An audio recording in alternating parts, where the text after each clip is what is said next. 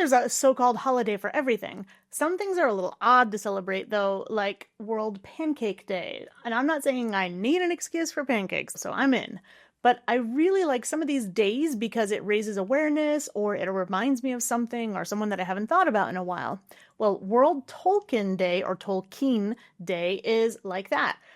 I forget, it rolls around, and then I have a sudden urge to get all nerdy with my friends. So today, I'm excited to share my passion for Tolkien things with one of my friends, Dela, from Dela Teaches, even though she hasn't actually read any Tolkien yet. But it doesn't matter, because there's plenty to talk about concerning fantasy adventure, characters, world building, perceptions of voices and even prejudices, constructed languages, and she's going to give us some specific tips on how you could be getting more out of reading fantasy. I'm Bianca, your personal American accent coach, and I'm here to help you master an American accent in English because your voice is your choice when it comes to how you sound. I try to release a podcast episode every 2 weeks, and so you should really subscribe to whatever podcast platform you use so that you don't miss the newest episode. And by the way, if you want to see the full video of the episode, it's available at Accent Coach Bianca on YouTube. So now let's get on with the show.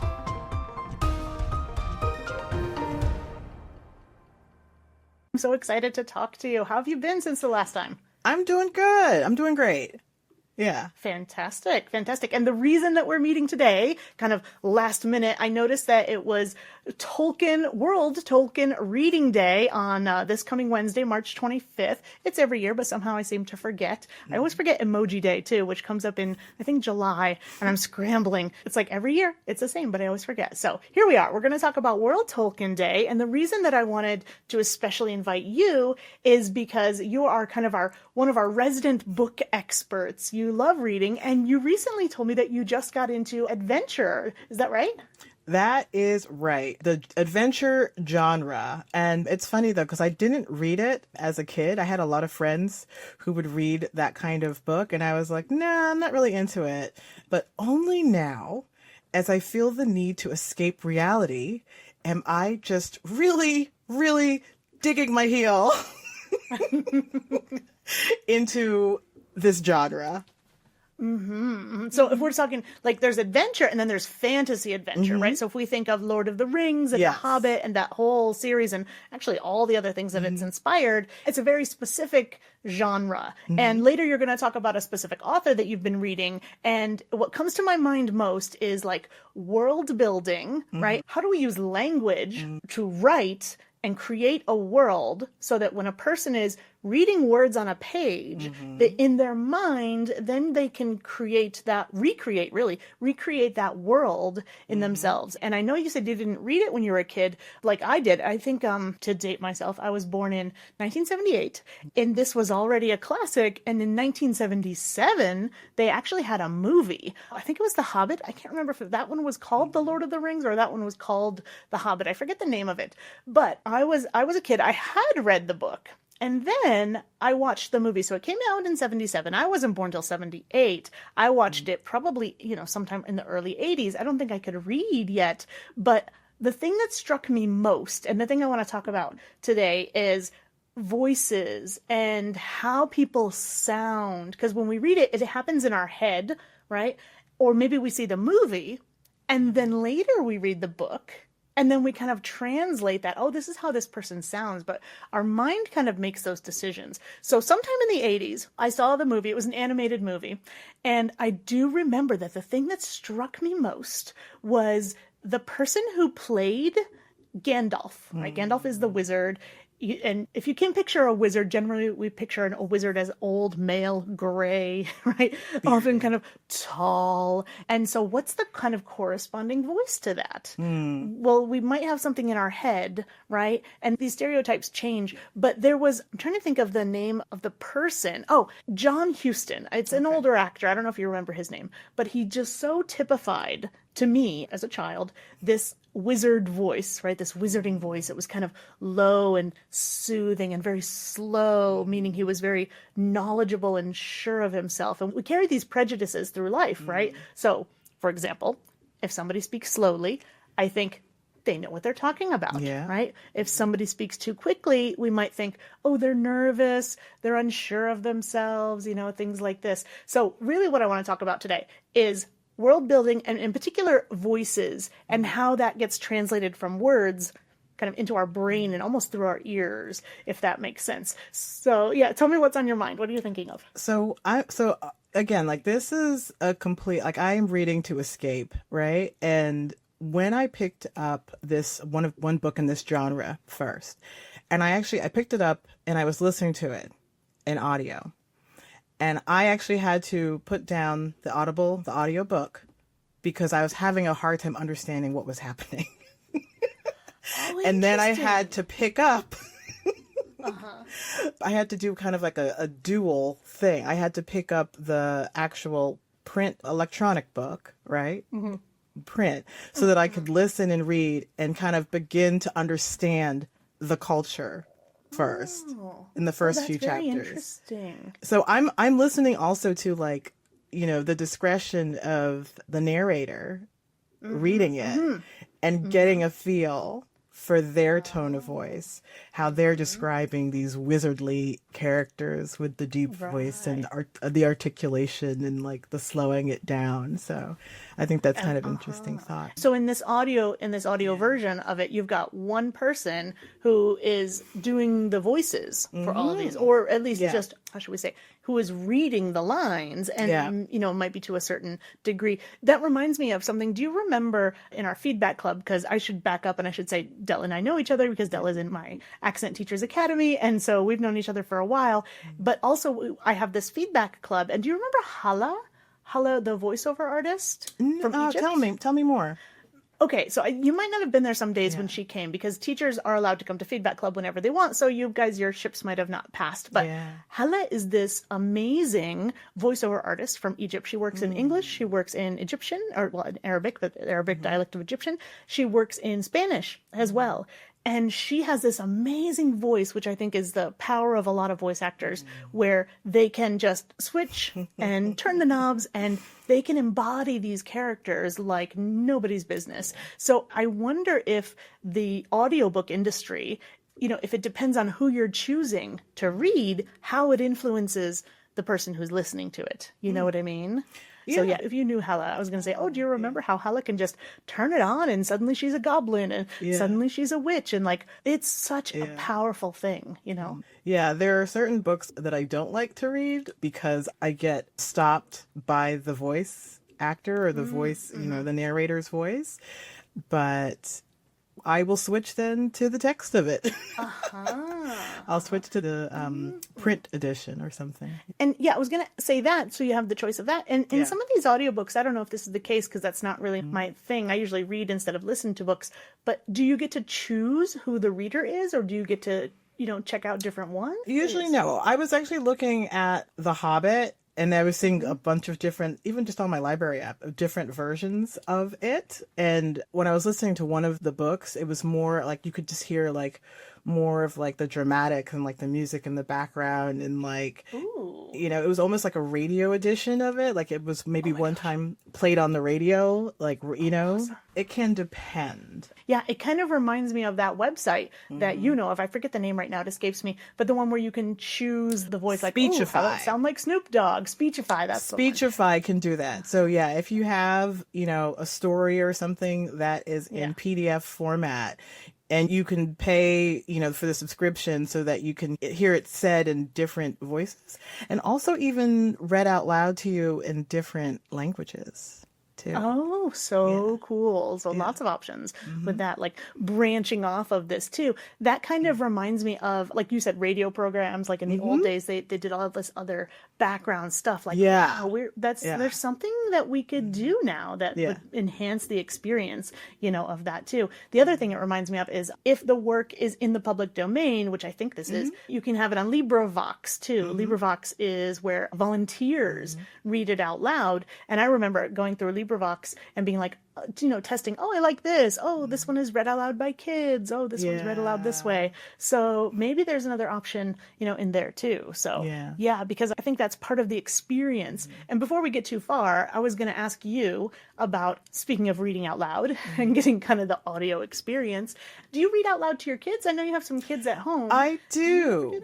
I do. My background is also working in schools and I used to teach little kids. I used to teach English to them, and the way that I would do it was through reading and literacy. And so I remember just reading, I will not eat green eggs and ham. I will not eat them, Sam, I am. Could you with a fox? I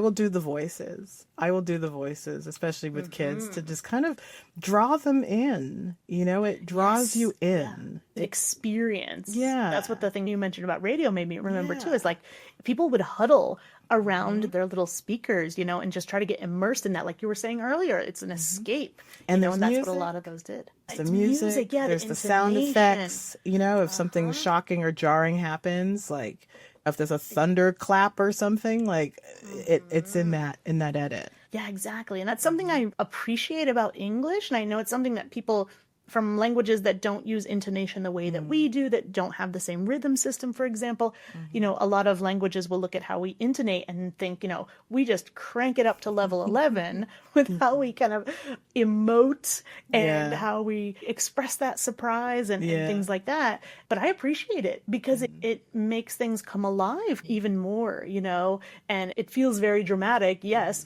but also feelings are dramatic, and so let's get into this. So that's us kind of discussing, let's say, the adventure fantasy adventure or adventure fantasy. Is that the right way to say that? I would probably say adventure. There's so many subgenres, like high fantasy, dark fantasy, I don't want to go into the definitions of them all because I can't even remember. And then some people will debate that's not adventure fantasy, but I just, there's a quest. Right. True. There's challenges. Yeah. Is somebody going to learn something and probably ending up back home in the end anyways? Yeah. So I think quest is the key thing there. And we were talking a little, we touched on characters. So let's say adventure fantasy, right? Yeah. What kind of characters would you expect in a lot of these? When in your mind, I'm going to open up a book. It's adventure fantasy or fantasy adventure. Who am I going to encounter? Who's going to be there, do you think? Elves, goblins, maybe fairies, maybe animals who talk, or animals that are mystical beings. You might find unicorns that talk. Talk or not, yeah. Yeah, so it's just the beings. It's like our world. It's like our current world, but there's magic to it. Giants, magical. Yeah. Did you happen to play Dungeons and Dragons when you were a kid? No, I'm not there yet. I feel like in a couple months. It's an investment. It's a lot of time. It's a whole thing, My husband is into it. I am very laser focused. So I feel like there's going to be a moment when in a couple of months, he'll be like, do you want to play? And I'm like, yeah, I'll try it out. And then I'm going to be obsessed with it. Kind of like this right now.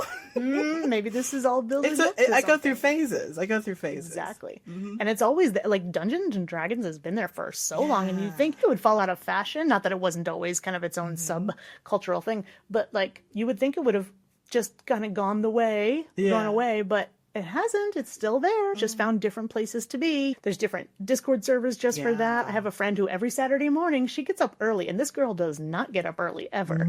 Every Saturday morning, she gets up early because her Discord group is playing Dungeons and Dragons, That's fun. So a friend of mine is always trying to get me into anime. Same thing. I'm just maybe. It has to be a really good one. Yeah. And he always thinks he thinks he knows me really well.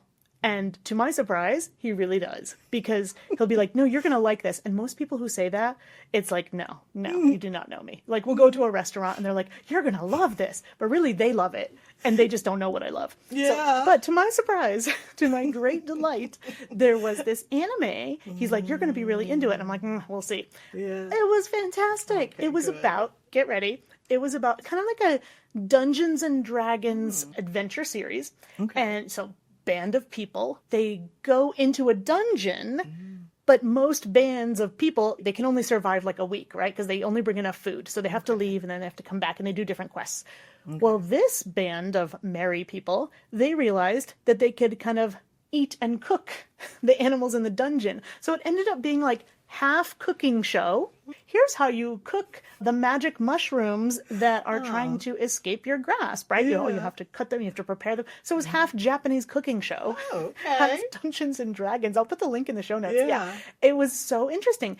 And in it, I promise there's a reason I'm saying this. Coming back to characters, two of the characters were like human-esque, right? Mostly human. Another one was called a halfling. Do you know what halflings are? Have you heard of this? No. So neither had I before, right? So there were humans, halflings, there were elves, and another one we didn't mention earlier, I think dwarves, right? And so when I think of these names, when you mentioned, oh, maybe there's fairies, maybe there's talking unicorns, I'm thinking, ooh, what does a unicorn sound like when it talks, right?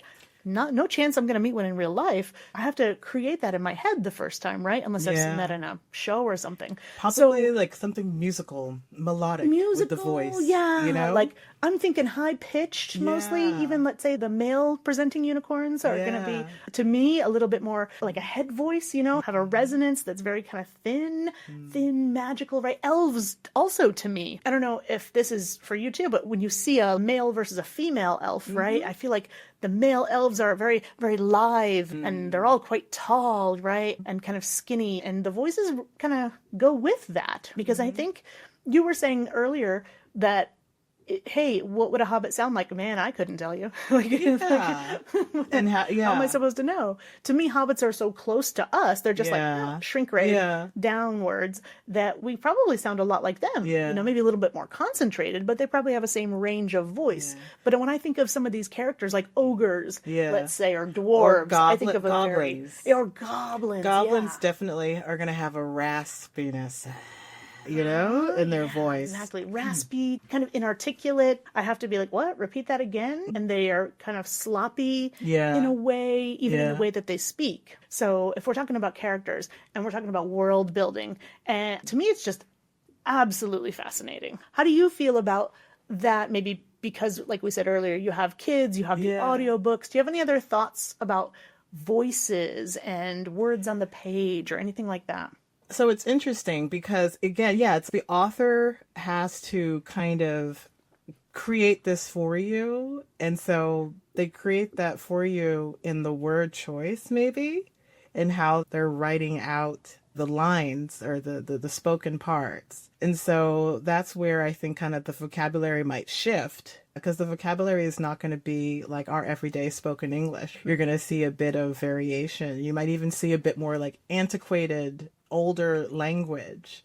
It's that, and it's how those lines might be delivered, it's maybe even like ask, or like maybe like statements are phrased in questions. So like something that would normally just be like a factual statement of what is, maybe a character switches around the word order and it's always a question. Exactly. So And maybe this is maybe a character who does this is more of a trickster, right? And he's trying to get you to do something. I was thinking maybe, I can't remember the names of all the different kinds of creatures, but I'm thinking like a pixie sprite or something like that, who's very energetic and always asking questions rather than saying concrete facts. Yeah, totally.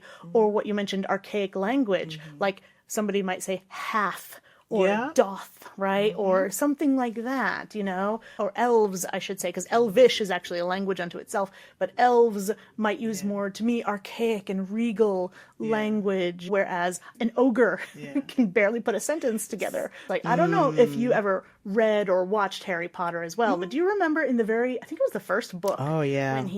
When the ogre comes into the school and all he's doing is grunting. Has the club with him and just bashing everything. Yes, exactly. To me, they're brutish, right? And the language reflects that exactly. He's got snot dripping down all of him. So to me also, later in life, because I can't remember how old I was when Harry Potter came out, but the idea of parcel tongue also. I remember reading in the books and the S's were elongated. as well. And then later you kind of learned why, and the fact that that's a whole language that Harry can speak as well. So it was kind of like snuck in there at first, and then it made itself more present and more evidence. So if we're talking about like whole languages and not just how characters speak and how things are kind of written on a page, there's actually something called conlang, which is constructed languages.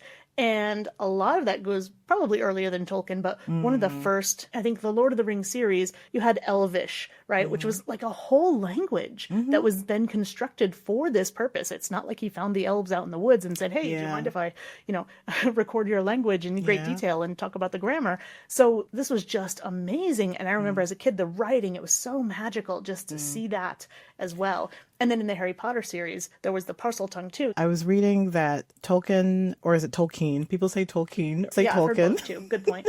But they were saying that it comes from, or he modeled it after like Middle English and like Gaelic and like Celtic roots. So that's something that I thought was kind of interesting. Like he's using language that people actually spoke, old versions of English, and adapting it into this new world, this new magical realm. And look what happens even to like human language, right? We get this linguistic drift. For example, you had the French who were colonizing, in Canada. You still have this Canadian French, and it was kind of like stuck in time, right? Because they weren't really able to access the French that was evolving in France. So now you have two very distinct dialects. Well, the same thing would happen, I think, in the magical world too, is that you'd get elves of different groups with different dialects, right? And you get things that spring from other older languages, and that totally makes sense. And it reminds me, you were saying earlier, well, where do we draw the line between these kinds of things? Think about just fantasy and science fiction too, right? The same thing happens in science fiction. We get a lot of conlangs created there. Did you ever see the series Firefly? Oh, I did. I love that. Oh, I got to watch that again. I know, right? Yeah. It's a whole thing why it got cut off. But the thing that struck me at first when I was watching that was it was set in the future, obviously. And there were so many words in Chinese that were just in everyday language. And I remember thinking, well, yeah, of course that's going to happen in the future, right? With all these influences, globalization, the way politics happens. And, that reminded me, I was like, oh, that makes sense. That makes sense in that world. And even... talking about conlangs and created languages, even if you've seen the movie, for example, Avatar, you've seen Firish, the name of the movie is Elemental. The language that was created for that is called Firish, and I did like a whole video about that on YouTube because it was just, to me, it's such... a powerful tool of the world building that it makes that too. More recently, Dune, right? Well, not the book. The book is much older. But in Dune, I did another video for Dune 2 about the way that people speak. It changes our perception of how these characters are. So it extends even to movies, these days too. So we were talking about characterization. We're talking about world building. One word we haven't mentioned yet is idiolect. So, for example, a specific person, for me it was Gandalf when I was a kid, right? I'm like, oh, that's the voice of Gandalf. That's how Gandalf speaks. And even when they did the remakes, I think it was in 2001, the newer version of Lord of the Rings came out. In the Peter Jackson version of the films, let's say the new Gandalf, also spot on, perfect sound for me. This is Gandalf, right? Same thing. I don't know if you saw in Harry Potter when they had Hagrid. But when I read the books and you could see how they write Hagrid's lines, you're like, it's actually kind of hard to read. I work with a friend's son. Yeah. And he's getting into books and he's reading out loud. And boy, was he stumbling on Hagrid's lines out loud because it's meant to kind of be read in your head and processed, I think.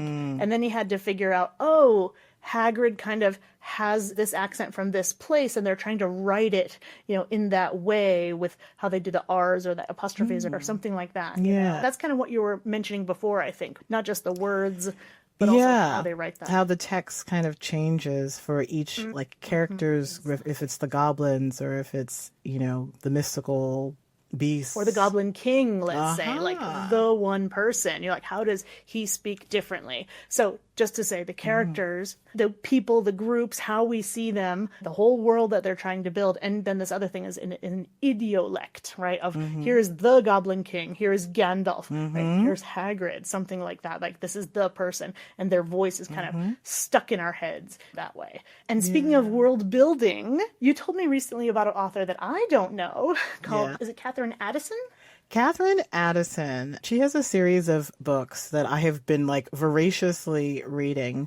I'm currently reading The Goblin Emperor. And it's this world in which there's goblins and there's elves. And the goblins are kind of in this class of people who are maybe discriminated against a little more so than the elves.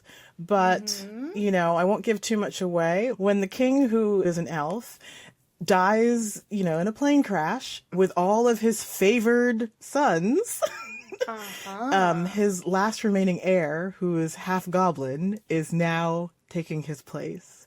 And so it kind of goes into this whole world, you know, this whole world of this kingdom and the politics of the kingdom.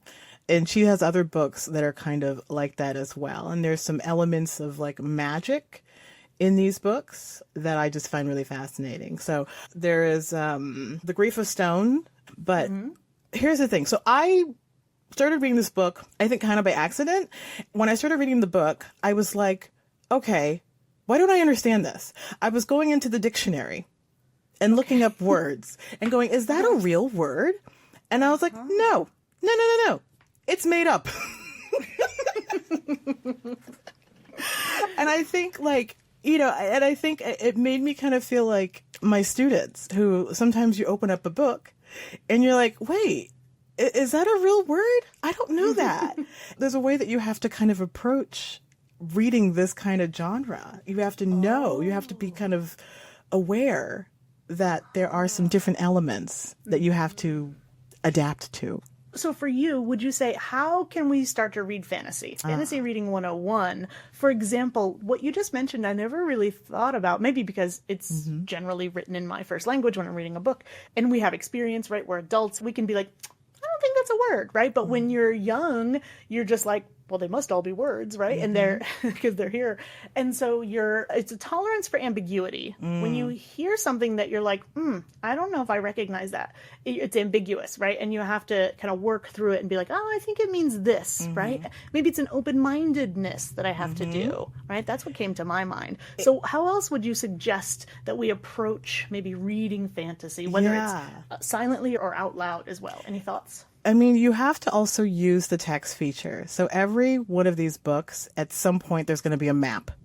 At some point, there's going to be a list of all the characters' names in the beginning, right?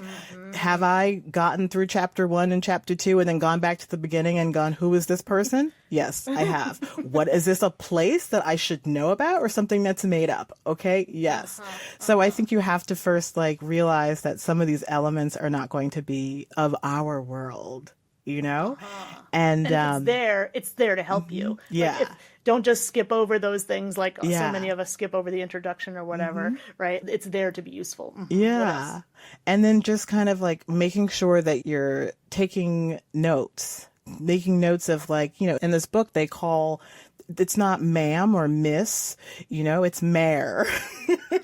And you see the patterns, you see it over and over and over again. Because I think what a good author will do, they're not going to leave you hanging, put in one strange word one time, and then maybe like, 20 pages later, they're going to keep using it repetitively. So you might have to start like making a note like, oh, that actually means miss, or that actually means madam, or, so that's something that I've kind of been doing. And even just like finding a quote that might be interesting to you, pulling it out and just being like, okay, how can I translate this into plain old English? So that's kind of some of the things that I like just kind of do. I think it's really more about just like the awareness and like getting a feel for this new language. And if you're learning English, if you're learning other languages, like, why not? Your brain is probably primed for that too. And like you're saying, like a tolerance for ambiguity, you probably have already a higher tolerance. So it's easier for you to kind of given very minimal context, to be like, oh, maybe they have 6 genders on this planet. Yeah. Or, you know, maybe they don't have arms. I don't know. Like, Learn the world. Learn this it's magical world. Other worlds. Yeah. Exactly. And that helps you.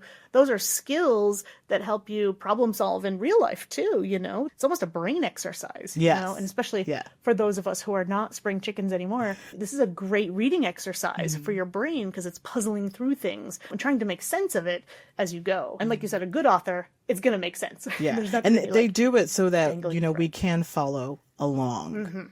They want you know, us they to, they don't want it to be so difficult that like people are like, oh no, this is too much.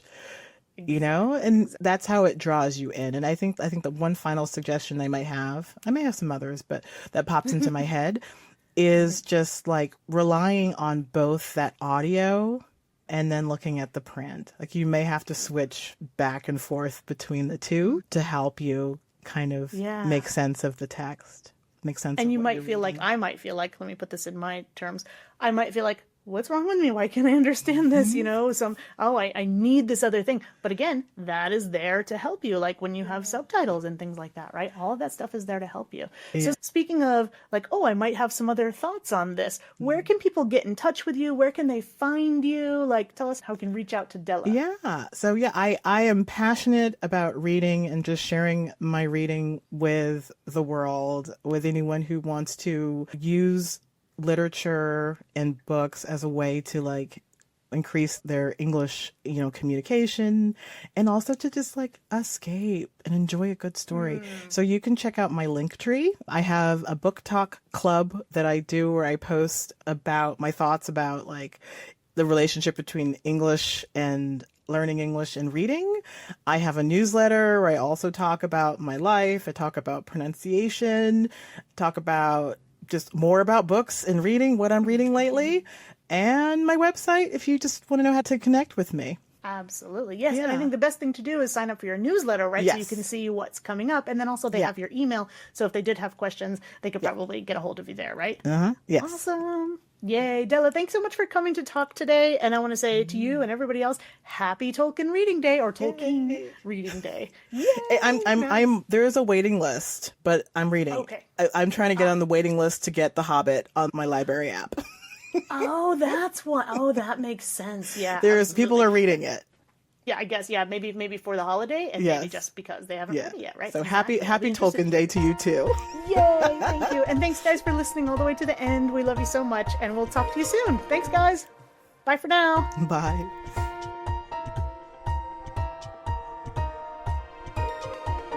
And thanks for listening all the way to the end, everybody. Sometimes I like to add a little known fact about myself at the end for people who do stick around. And actually, when Dela was talking about listening to the audiobook and being confused, I was reminded that maybe the reason that I have trouble with that kind of thing is that I have APD, which is auditory processing disorder. So really, for me, reading and listening at the same time does wonders. At least when I'm trying to process the language, it's really one of these the whole equals more than the sum of its parts kind of situation. So, if you'd like to know more about the challenges and the effects of APD, because, you know, someone you know might have it and they don't even know, then I recommend you listening to my episode with Lorraine Driscoll. I'll see you in the next episode. Bye for now!